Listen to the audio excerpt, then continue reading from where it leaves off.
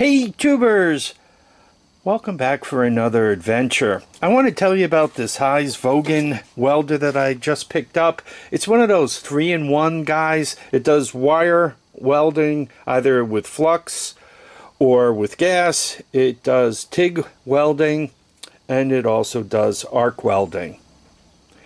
I've been nothing but happy with it, and let me tell you why. There are many welders here at the Horde. Let's start out with, this is a Harbor Freight. It is an AC flux core wire welder. Not bad. It uses an AC arc, which has a tendency to splatter material all over the place, and it is power limited. So though I can get a decent weld out of it, it is kind of limited, right? You really can't do the deepest material. And the dirtier the material is, the more splatter you end up with. These little molten balls of metal flying all over the place. That's a Lincoln. It's flux core DC, so it does a better job at laying the weld down. You get less splatter. It does a good job. But once again, on the rusty metal, it has some trouble. And it's really not all that great on the thicker stuff. There are a pair of Lincoln tombstone welders in the basement. One of them, your basic AC tombstone. The thing I actually learned how to arc weld back in high school with, probably just as old as that too. Not a bad welder, but it weighs a ton. Really good if you want to, fire an arc deep into the metal.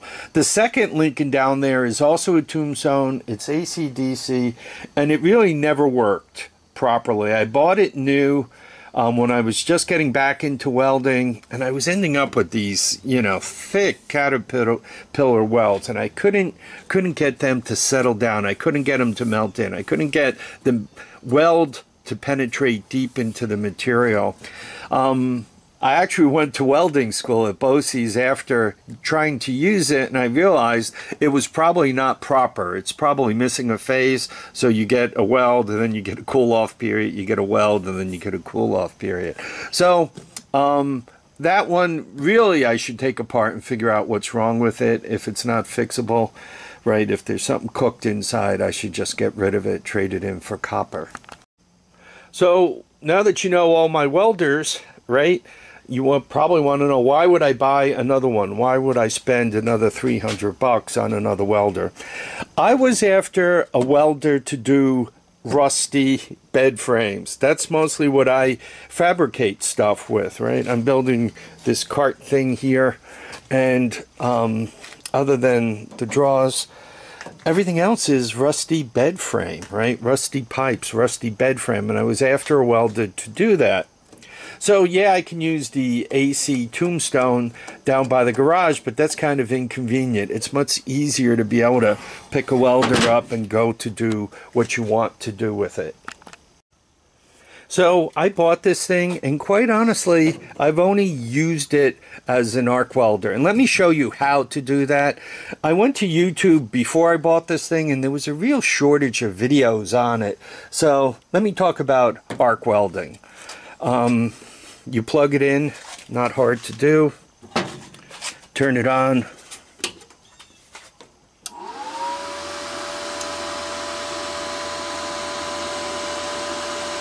right now it's set to arc weld, 95 amps, and you see 110 volts, and we'll talk more about that. You can turn it all the way up to 138 and down to 20, right? I found that I like welding at about 95. I'm able to get a good bead, 94, 96, whatever.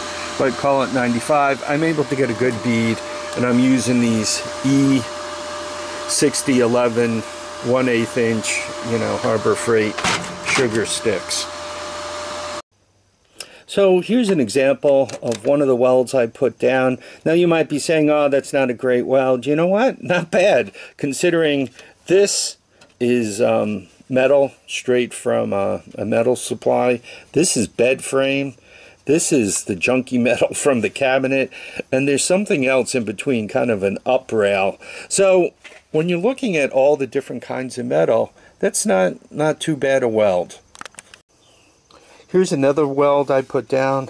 Once again, rusty bed frame right to this plate metal. Same thing, rusty metal to plate. Right, so you guys could see I'm getting plenty of heat, plenty of penetration, the weld sitting down. There's not all kinds of splatter all over the place. So from an arc welding point of view, it does a real nice job.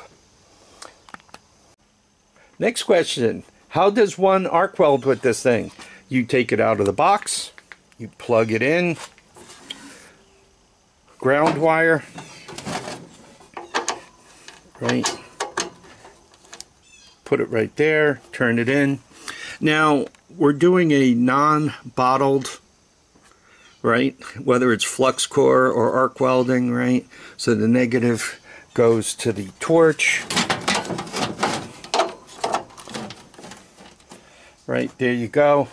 And let me just strike a quick arc. So a quick look at the metal I'm going to be welding. You guys can see I'm not really going to clean it up or anything. I'm just going to strike an arc and get to welding on this. So you just turn it on.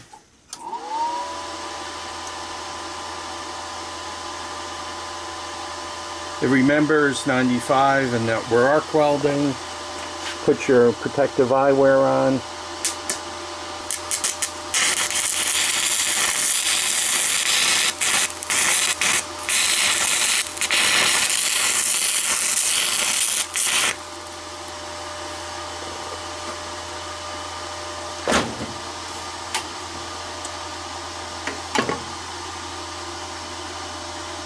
Not bad for a rusty metal weld. So, there you have it. I don't need to mention to you guys, right? Make sure you wear your protective eyewear. You should be wearing gloves. As a matter of fact, you should be wearing a leather welding jacket and the whole shooting match. Be careful about gasoline and other things. You really don't want to set yourself ablaze, right? Use safety recommendations.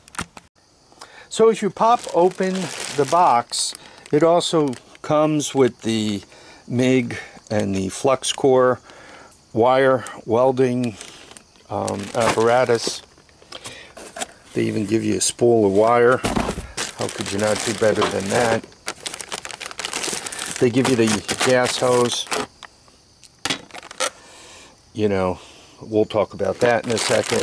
And this is the TIG torch, right? It's not on a pedal. You got to control it by hand, but it's got all the accessories and so forth. Right? I'm not even going to break into this stuff until I'm going to need it. Now, to get above 138 amps, you got to plug this thing into 220 volts. And it's so easy to do, right? You just put that plug into here. Smash that into your 220, it automatically wakes up and says, oh, I'm on 220 volts, right? Makes the decisions it has to make, and then when you turn this up, you could get it closer to that 185 than it is now.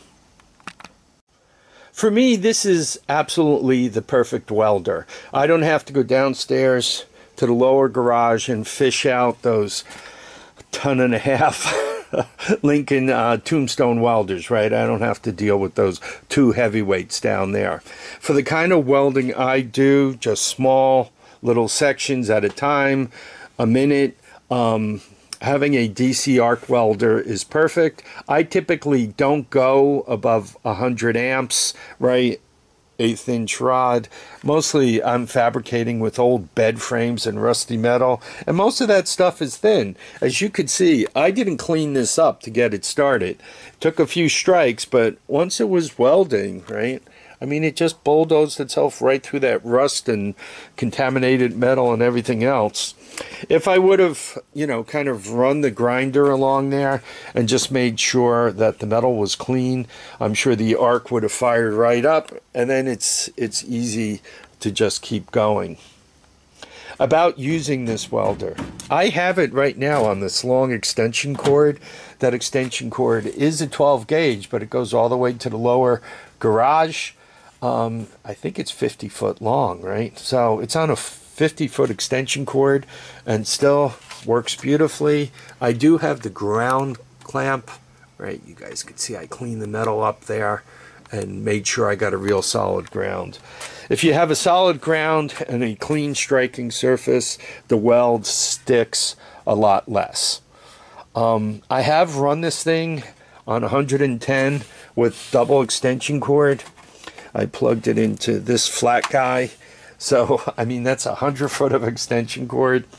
And it does work, but you can kind of tell you're losing some power. It has a tendency to stick more, and the arc isn't quite as stable. So 100 foot of extension cord is a little bit too much for this.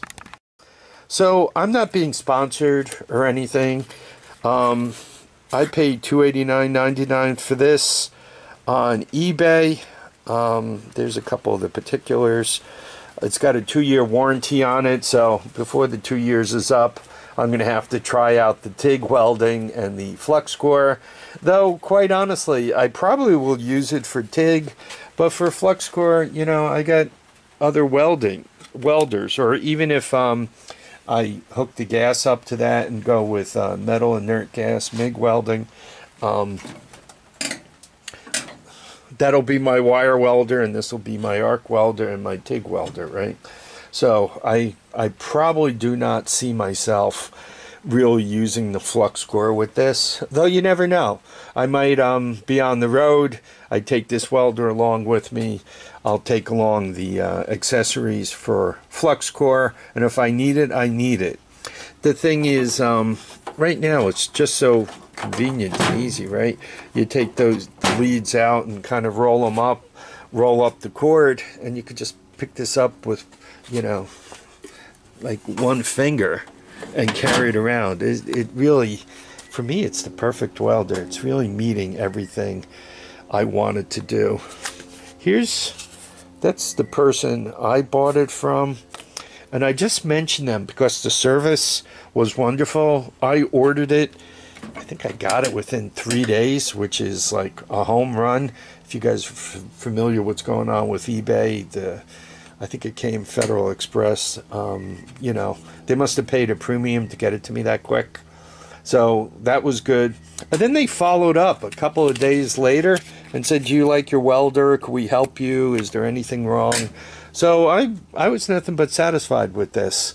And with the 2-year warranty, I'm sure if there's any problem, they'll back it up.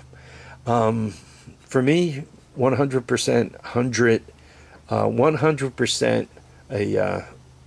just a perfect experience. I'm glad I got it. So, if you need a welder, go get yourself one of these 3-in-1s. One of these, how do you say this? HZXVOGEN. That's how you say it. And by the way, that's still hot. Folks, I need y'all to keep your feet down, your heads up, and get out there and enjoy each and every day. Bye now.